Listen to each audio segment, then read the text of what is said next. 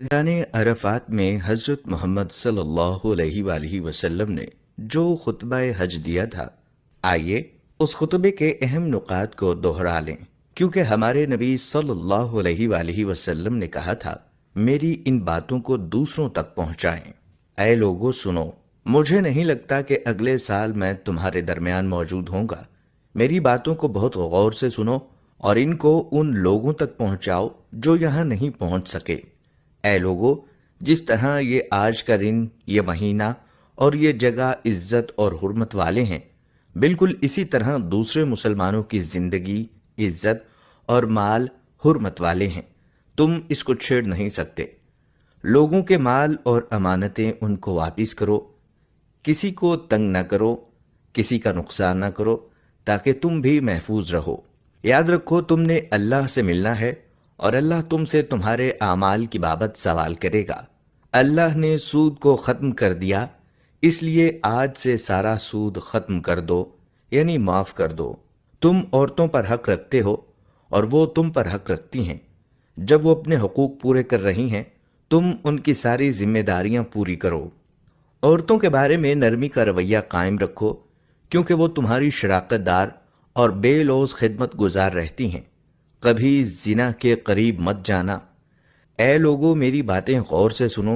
सिर्फ अल्लाह की इबादत करो, 5 फर्ज नमाजें पूरी रखो, रमज़ान के रोज़े रखो और ज़कात अदा करते रहो।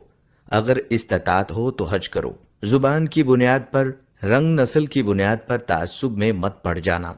काले को गोरे पर और गोरे को काले पर, अरबी को अजमी पर और अजमी को अरबी पर कोई फौकियत हासिल नहीं। हर मुसलमान दूसरे मुसलमान का भाई है। तुम सब अल्लाह की नज़र में बराबर हो। बरतरी सिर्फ तकवा की वजह से है। याद रखो, तुम्हें एक दिन अल्लाह के सामने अपने अमाल की जवाबदेही के लिए हाजिर होना है। खबरदार रहो, मेरे बाद गुमराह न हो जाना। याद रखना, मेरे बाद कोई नबी नहीं आने वाला, ना कोई नया दीन लाया जाएगा। मेरी बातें अच्छी तरह से समझ लो। मैं तुम्हारे लिए 2 चीज़ें छोड़कर जा रहा हूँ, कुरान और मेरे अहले बैत। अगर तुमने इनकी पैरवी की तो कभी गुमराह नहीं होगे। सुनो, तुम लोग जो मौजूद हो, इस बात को अगले लोगों तक पहुंचाना और वो फिर अगले लोगों को पहुंचाएं। और ये मुमकिन है कि बाद वाले मेरी बात को पहले वालों से ज्यादा बेहतर समझ सकें और अमल कर सकें। फिर आसमान की तरफ चेहरा उठाया और कहा, ऐ अल्लाह, गवाह रहना, मैंने तेरा पैगाम तेरे लोगों तक पहुंचा दिया। ख़वातीनो हज़रात, अल्लाह ताला हमें उन लोगों में शामिल करे जो इस पैगाम को सुने, पढ़ें, देखें और इस पर अमल करने वाले बने और इसको आगे फैलाने वाले बने। अल्लाह हम सबको इस दुनिया में नबी रहमत सल्लल्लाहु अलैहि वसल्लम की मोहब्बत और सुन्नत से मोहब्बत करने की तौफीक अता करे और आखिरत में जन्नतुल फिरदौस में अपने नबी सल्लल्लाहु अलैहि वसल्लम के साथ इकट्ठा करे। आमीन।